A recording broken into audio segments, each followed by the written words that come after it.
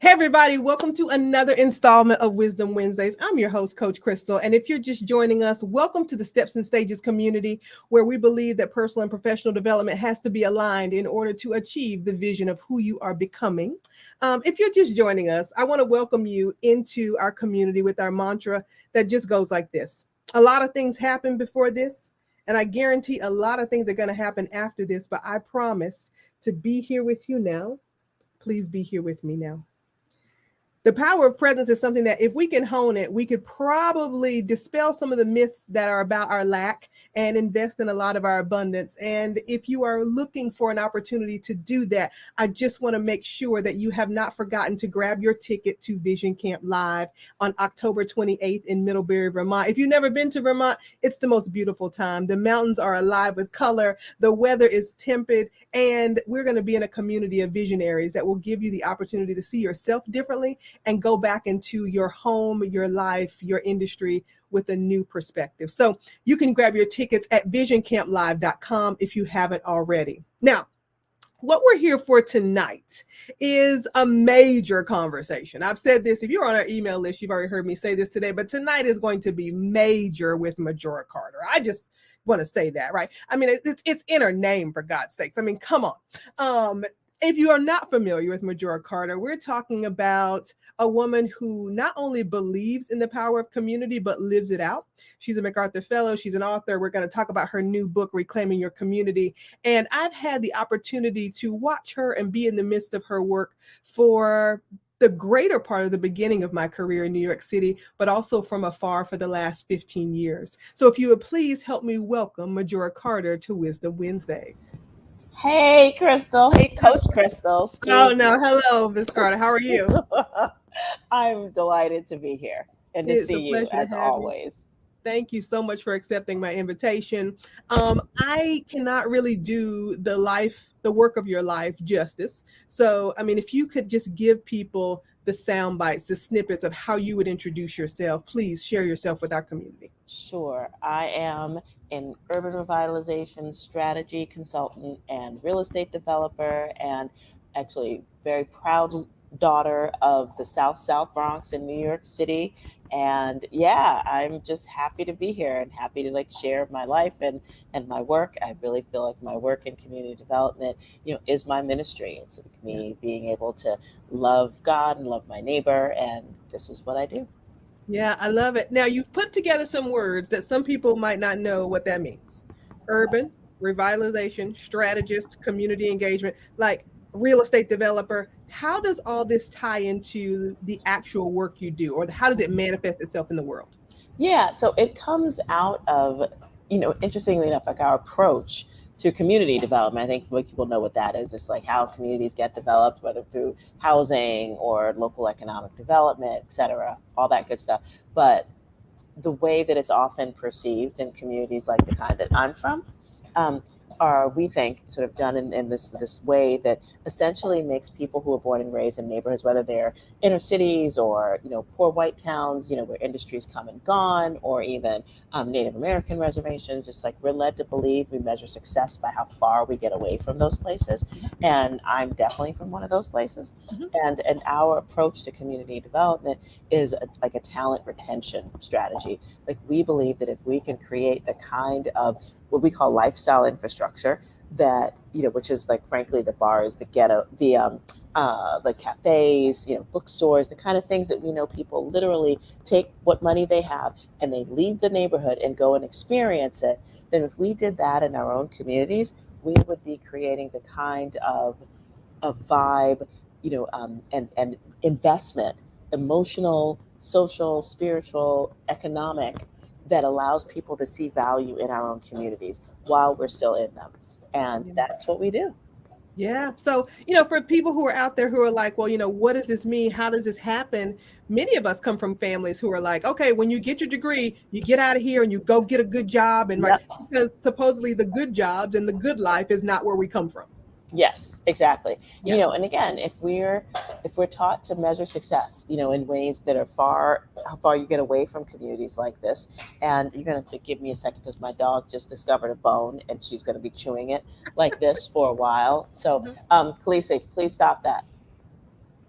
Okay, there you go. I think she'll Mhm. stop. All right, because it was starting to, I could hear it loudly. It's okay. So there you go. Hold on one second. It's going to be fine. So many of us come from those neighborhoods, and I'll tell you, we don't call them, they're often called poor or underprivileged. We use the term low status, Mhm. because status is a word that, first of all, implies that, there's a higher status and there's a lower status, but what it really implies is that inequality is assumed. Yeah. And inequality is assumed in those same neighborhoods that are called poor. And if you see the inequality in terms of the health outcomes, educational attainment, you know, um, bad policing, incarceration rates, of course, poverty. And we realize that we kind of are a part of that kind of really vicious cycle that makes Mhm. people believe that if you're born and raised in one of those places, the only thing you can really do is get out of it. Yeah. And we've seen that in terms of, like, epidemiological reports. We've seen it in terms of the way that the nonprofit industrial complex looks at our communities, the way our Yes. government looks at our communities. But ultimately, honestly, I think it's a part of, just how effective white supremacy is. That Yeah. the way that it shows that communities that include us, in them, are just by default less than any place else. And Mm. it's so effective that we believe it. And again, that's why we keep trying to figure out, like, how do we get out? And but ultimately it benefits a whole host of folks, but not ourselves. Yeah. And I often go back to things like, Black Wall Streets, with people who, these were like these amazing, communities of, formerly enslaved people, Yeah. or one generation, out of that very Mhm. peculiar Mhm. institution, Yeah. and who, because they didn't have the opportunity to be a part, of the communities that they once, like, literally were enslaved in, and they Right. had to build their own, communities up. Um, yeah, I'm trying to pull those back and create more of things like that. Yeah. And I mean, yeah.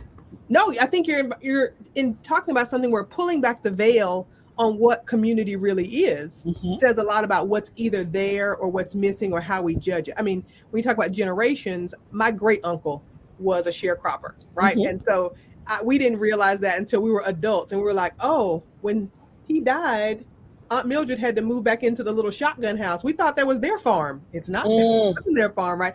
I was riding on the back of pickup trucks, slopping hogs and hanging out with Uncle Paul on somebody else's land, right? So wow. we're not that far in No. time from where we think we've been. Yeah. Yeah, we're really not that far. Yeah. If we just, like, talk about Blackwell, Hmm. the fact that how much we've lost and continue to lose, especially even in agricultural lands, but also in urban areas as well. Yeah. Predatory speculation that happens in urban areas, right down to like sort of the way that, frankly, Black folks are kind of duped out of their land down south in rural areas. Yeah. It all comes from this whole like crazy, idea that somehow or another, somebody else can do better with it, and they Yes. do. But we're really focusing on how, to how we can really think about how to develop our communities in ways that give us a reason to feel invested in them.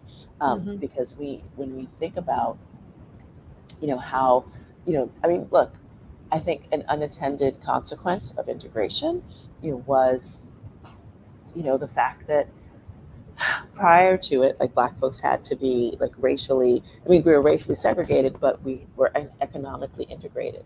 And I think Correct. that alone kind of created a sense that, there were different things that we can do as people. But I think what the fact that, when Black folks were able to move out of those areas, like like the higher income ones, then we lost, I think, a bit of like this idea of what our communities can and should be. Yeah. Because I honestly, I don't believe that things like gentrification, start when you start seeing, a cute cafe or a Yeah. dog No. daycare, No. in a place. It really starts when we don't believe there's any real value in our own communities. Hmm. Like Hmm. that's when it starts, because that's when it's easy, to be like, to have some predatory speculator call, a family, who's not invested in the community, and when they want to buy Granny's house, for Totally. cheap, they'll be, it's easy to pick it off. If you don't feel any value, if you don't feel any connection to it, Yeah. that's what happens. But we have to recognize that that is what's happening. Yeah. And And by yeah. Mhm. and interrupt the mindset that you brought up earlier about getting as far away from here as possible, because if you don't have an emotional connection and you've been taught to get away and be successful, then Right. you will liquidate the asset to fuel your flight. Exactly. Yeah. When that happens, it's almost impossible for folks, just statistically, to Yeah. even get that kind of asset back. Right. It's just, I mean, I think of it in my own family. Yeah. I'm the youngest of 10. My parents are from South Carolina and Georgia, Hmm. and we've had, oh, the house that my dad bought, back in the early 1940s was, I could not convince my siblings to keep that house in the family. Yeah. And we're trying to struggle to figure out what's going on, with my mom's land in South Yeah. Carolina. It's really hard to figure this stuff out, but also to just like play a role in keeping it, you know, um, as part of you and your family and your legacy. Right. That's why this stuff is so difficult. But Yeah. I feel really committed. And yes, definitely. Obviously, look, I have a particular vested interest in seeing Black folks succeed. Hmm. No ifs, ands, or buts about it. But seeing the way that low status communities of all colors, whether it's like in urban areas or suburban areas or even rural areas, are being impacted because inequality is something that they consider that is absolutely, it looks, they look different in a white neighborhood or in a poor white one, but the bottom line is it's all the same. Yeah. When it gets right down to it, it's assuming that there are some people, who are just not destined or designed to Right. succeed, Yeah. except for being sort of like the pawn in somebody else's drama. Yeah, exactly.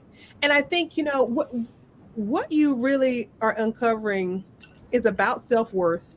It's Hmm. about what you're calling this kind of engineered way that we think about success, which is also kind of, manufactured.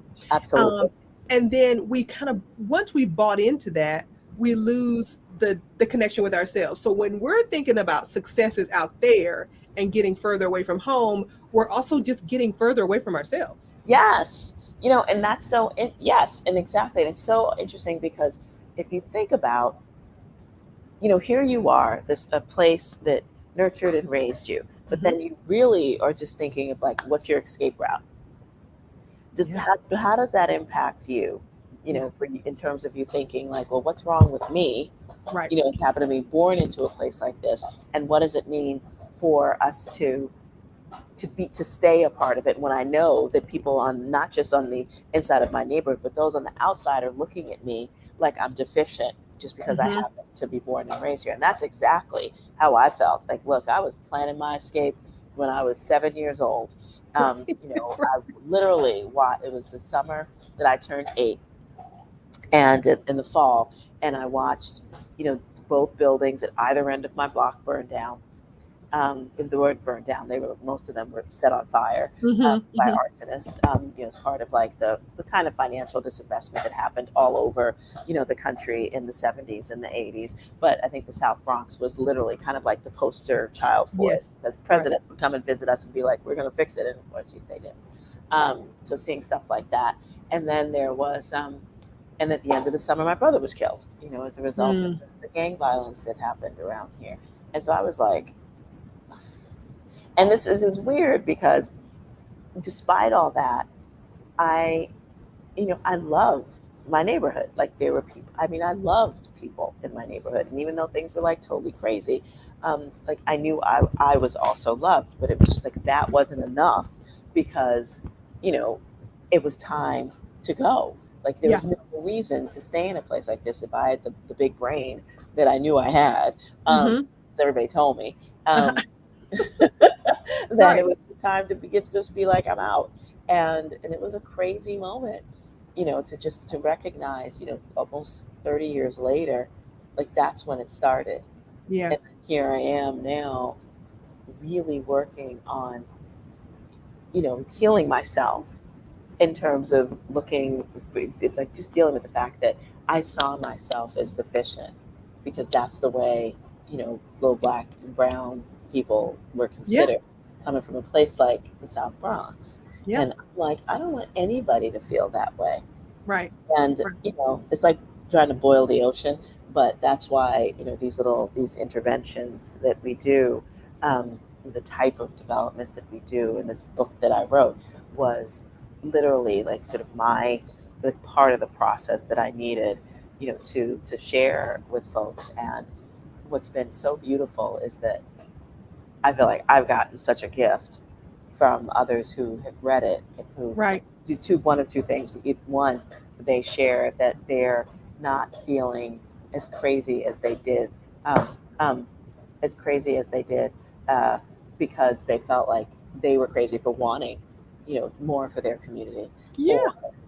or telling me the kind of things that they've actually instituted as a result of reading that book, like Yeah. not selling grandma's house. I'm Right. like, okay, I'm Right. good. You know what? That's all I needed to hear. So Yeah. I'm really Yeah. excited about that. Well, I think one of the ways that I see or have seen in your work over the years, Majora, is that, of course, we wouldn't have you here if I didn't believe you were a visionary, right? Of course. But at the same time, you have not been delusional about the work it takes. Mm, Right. And so I just want to say that out loud, right? Because there are a lot of people who give up on their vision because once they get inside it, they realize who they have to become to actually actualize it. And they rather not do the internal and the external work simultaneously. Right. A, girl. a lot of us, a lot of us are external workers, external processors. We're doing it so that other people can say, "Oh my God, good job," pat you on the back. But it's really that internal work that allows the momentum to continue, even when things are not going the way that you Yeah. want them to. Or even excuse me, or even looking at things not going the way you wanted is just like part of the process. Um, you know, one of the things that I'm so grateful and feel really blessed to have this is like a character trait, is that I'm really good at celebrating the small victories. Like, I will find a victory in Yes. anything and just be like, whoa, it wasn't like that yesterday or last year. And how about, like, did you see a change? But I realized that has absolutely propelled me. Like, Mhm. from the earliest days when I realized that it was time for me to stay, um, in this work, because I wasn't, when I moved back to my family's house, um, it was only because I was starting NYU and needed a cheap place to stay, which was my old bedroom. That's it. in mommy and daddy's house. There was Mm-hmm. no like lofty, I'm going to go and like work with my community. Nah, it was just like wasn't nothing like that. But Right. what was amazing is that I got to see my neighborhood in a completely different light when I Mm. discovered that our city and state wanted to open up a huge waste facility on our waterfront, even though we already handled an enormous amount of our city's waste. And I was just like, really? Yeah. And so but it was great because again, this is where the blessing comes in, because it was like there was all those years of education and having distance literally helped me go like, that's not right, like That ain't this right. this is not, no, it don't have to be Right. like that. And it was Hmm. just like that. Yeah. And all I could think was like, and maybe it did help that I wasn't like a little, like a really young activist. I was almost 30 years old, Yeah. and I was just like ready to be like, what can I do that's actually makes me feel like I'm actually contributing something Right. to the world. Yeah. And Yeah. yeah, it felt like an overnight, like total change. It was amazing. Yeah. I Amazing. mean, it's perspective, right? And Yeah. perspectives come from experience, and sometimes it is enlivened by education. Sometimes, right?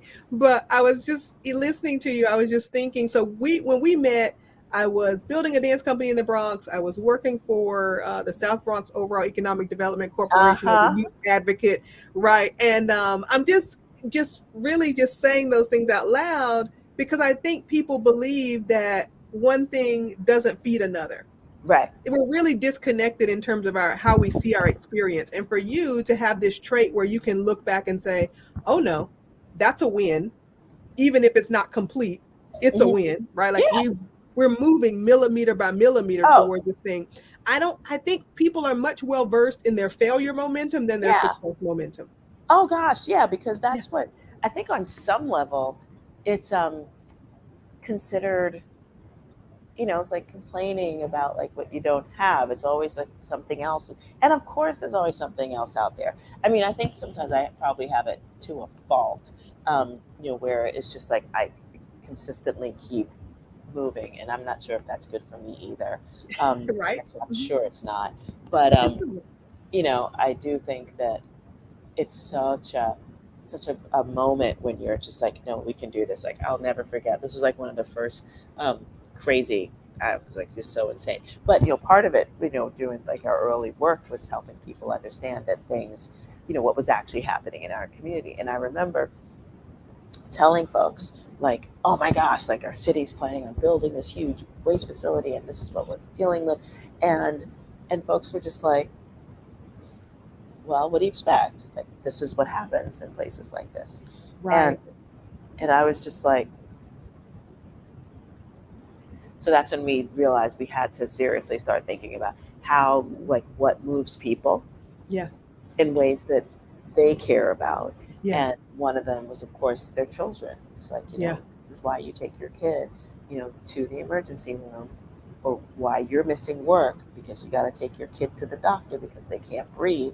It's because of all these, the city's way that they're now planning on doing work with oh, there you go. And they're planning on work on, adding more waste facilities here. Hmm. So you don't know. So there was, when they got that, and when we were able to like essentially market that as the truth to them, they Right. were just like, oh, no, no, no, that's not what I want. Right. Or Right. that there might be different ways that Hmm.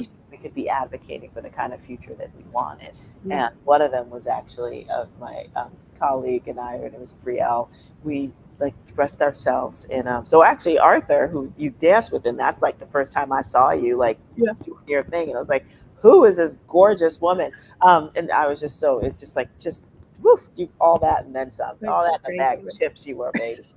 But so we did a parade with Arthur. Literally, like I designed a dress out of blue plastic bags with like Pepsi bottles as my like big chunky earrings, and it Yes. was really cute. And then we actually went and looked inside of just regular trash bags to see like what could be recycled and what would not be. And we did this as like theater. Hmm. Yeah. Yeah. People were like, and Yeah. it was just like, look, this is what they're putting in our neighborhood. which could actually turn into like have a whole other life if it was recycled. And those are jobs that could be created through all of this. And that was enough to make people go like, wait, what's the city doing? Like what? And just, Right. again, the theater of it, and you Yes. know all about Yeah. that. So Yeah. I really appreciated, having, that kind of crazy fearlessness, because I don't normally have it. I'm totally an introvert, and would be happy to like mostly just sit by Mhm. myself most of the time. Yeah. But there was something about it that just made me go like, this is urgent, and we're being we're being screwed, Yeah. as poor people of color once again, and I didn't want to have any part of it. Yeah. And that was what, 20 years ago? 2025. I mean, I 25 started years? that work in like 97. Yeah. Yeah. Yeah. Mhm. Right. Right. Yeah. Again, right. Like the longevity of the vision I is know. also right. Like the momentum for every day. I mean, like, so you're at a milestone. Yes, you've had several milestones along the way, right? But Yeah, a few. this one is a way. I mean, yeah, of course, like y'all can Google it. It's amazing. Um, but right now, I think it's important because what we think about a lot of times is, especially in my home, I call it now my home industry of dance, right? Mhm. Is that when Yeah. people pass away, we lose libraries because there's so much inside the person, right? And Mm. so for you now to have put your experience into reclaiming your community Hmm. is a part of keeping that legacy and that library of how you stay at home, how you make it work, how you Yes. increase your sense of deserving from a place that may feel like less than. So tell us a little bit about how this process of writing and the book it came to fruition. Oh God. Um, like I wish I had this thing like, oh yeah, I was just always planning and doing it. I had zero interest. I thought about it, but it was just like that ain't never gonna happen because I Right. just like can't. And I'm it was doing the work. Like I don't Yeah, have time to write. I'm doing exactly. the work. I'm just working. And so I met the head of Barrett Kohler Publishers many years ago, and and it's just a great the small imprint, right? But their distributor is Random House, so it's like it's the best of both worlds. Like a really Yeah. lovely publisher, lots of attention, but it gets distributed in big ways. Hmm. So he would literally, this man would, he was like grandfather. His name was Steve Prasanti. I felt like he kind of adopted me, like at least 8 years ago. And he would just ping me every few months and just say, "Hey, Majora," it's like, I know you're really busy, but I just want to let you know we're still interested in case you ever want to write a book." And and it was just like, oh, that's so sweet. Uh-huh. But I'm too busy doing the work. Right. And then the pandemic hit, and some like another small random, imprint one just wanted me to write like an article or something, and so I wrote this little thing up about something I was interested in, and they were like, you know what, it's actually not up our line, up our alley, but you ever hear of Barrett Kohler Publishers? And since the world had kind of stopped, like we, lost like 90% of our clients. I mean, it was just, it was like everybody for everybody else in the world at the time. It was really hard. But suddenly I had a lot of time. And Right. so literally my next email was to Steve Prasanti. It just said, I think I can write this book now. And he was like, done. But let's just do it. And Yeah. then literally 16 months later, there was a book. I love it. I Yeah. love it. I So love it. yeah, Well, that I was can't wait to read it. I'm excited for it. And I'm excited for what you said in terms of how people are initiating change in their own families and communities after reading it. yeah, It is a manual for generational wealth, reclaiming communities, zooming out and seeing the good in what you have, right? And yep, instilling that in the next generation. exactly. And I love people that. feel it, and that's just been a really beautiful, thing that happened. I got to, well, I think I've met her before, Nicole Hannah Jones as well at the MacArthur retreat, Yeah. actually. And in 1619, there's like a whole chapter on economic, development and like what it means, as Yeah. you know, folks of color, but in particular Black folks, and how we've not really been a part of that. And She didn't know about my book, but I gave her a copy, and it was kind of Good job. Good job. you know, Yeah. that's like, she was just like, I'm all about that. And I was like, I know, I read your book. I know. I read your book. So it was kind of cool. Like, yeah. What was that Yeah. chapter? Yeah. So, Right. but it was a really great, it was a big book. And it was just such a wonderful moment. And, but really, it's just like the regular folks who are, you know, there's a read this book is now it's a national bestseller. And it's that way because people keep buying it because it's like, oh, wait, what? And I think it's going to be one of those evergreen books because Yeah. it is mostly a personal story, but it's the history, you know, of a community and a human, which is me, you know, Yeah. trying to do just what I talked about, which is like, how do you reclaim your community, you know, Yeah. and trying to answer some of those questions, and for whom and for what, and the why, and who do you piss off along the way, and you know, and who do you discover loves the way you do, and it's just such a crazy, I mean, it's a weird story, and like, and since it's my story, I kind of forget, because it's just like, yeah, that's the way I live, but Yeah. but I realized that there's like some, you know, it's being able to sort of like bear witness to, you know, your own story, just and Hmm. share it so that folks could then feel the permission to even think about their own and put it out Yeah. there is, you know, I don't think I realized that that's actually a really special thing. Yeah. um, you know, just that act of storytelling and giving people a reason to tell their own. Yeah. And give them permission to own their own stories Hello. as the truth, and not Exactly. having to borrow someone else's.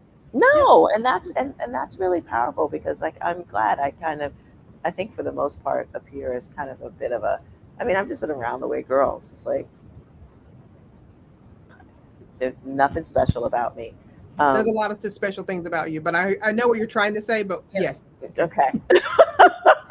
But and and I think that's like the best part because I'm like, I see my aunties and my uncles Yeah. and, you know, my little brothers and sisters, and it just makes me so happy that Yeah. folks, you know, see some value in this and that their lives and their communities are Yeah. changing because they see that they've got power to do it, Yeah. as well. It's Yeah. really, it's amazing. It's amazing. Okay, so listen, I don't want to hold you too long, but we have to ask you the question of the season. Okay. So each season we have a question and we pose it to our guest. And this question actually comes from a quote by Don DeLillo. And he says that the family is the cradle of the world's misinformation. Oh God. Yeah. So we're asking all of our guests this season, what's a misinformation that you may have had to unlearn from your family? Just one. We know there's probably several. Just one. Oh God, they were. Actually, I think I had probably more good stuff, but Okay. but even the bad thing was, you know, look, I learned that I was gonna like my book, like I'm gonna grow up and get out of here. Like I absolutely learned that from my family, Yeah. but it was done out of love, Hmm. you know, and I have to accept that because Totally. it's the truth. Yes. But you know, like I looked at my family, you know, my parents who neither one of them had more than like sixth grade educations, you know, where they came from, you know, and to them, the great migration was just for them to go and like give their kids a better life. And, you know, and they got here and it was just like burning around them. And then it was just like, oh no, baby girl, you want to get out of here. Hmm. You have to. And I think for you know, a moment, a long time, uh, I was a huge disappointment because I did get the degrees, but I didn't use them in any ways they thought were valuable, Hmm. and that was horrifying. You know, I think. But then, and my dad never got to see any of the stuff I've actually done. My mom got to see a Yeah. little bit, Right. and but it still makes me pretty. You know, I look back now, like one of the buildings that we're redeveloping now was an old rail station that we're transforming into an event hall, um, and that is the reason why I'm here. Um, because my dad bought it because he was open at the rail station would reopen, and that was his main line. He was a Pullman porter, and since that didn't happen, he still raises family here, and I'm the last of the fruit of his loins. But I do find it really interesting that his baby daughter is now redeveloping one of the coolest, most influential spots in the entire borough right now. Yeah. And so they must be looking down, going, "You did good, kid." Okay, yeah, we'll take it. We'll take it. We'll Right, take it. right, Yeah. right, right, right. I totally resonate with that. Right, being from the South, and my Mhm. father passing away before I even became a dancer, and like my Oh mom wow. passing away before this next iteration. Just knowing that all of it all counts, and it's a part of the Yeah, legacy. Right, it's just a part of totally. the legacy that we're meant to build and pursue and instill in the next generation. Absolutely. Yeah. Yeah. So, Majora Carter, we are so grateful that you decided to join us tonight. Thank you so much. We will drop a link to Reclaiming Your Community right below this video. Again, if you're just joining us and this is your first installment of Wisdom Wednesday, just know that we'll be right back here next week on LinkedIn, Facebook, YouTube Live, or you can jump over to Spotify and just find Wisdom Wednesday with Christal Brown and listen to as many episodes as you like. We want to make sure that your cup is filled, that your imagination is stoked, and that you are inspired to live the vision of a life you really, really love each and every Mm, day. So thank you for joining us, amen. Majora. We'll see you guys next week. This is Wisdom Wednesday. We'll see you soon.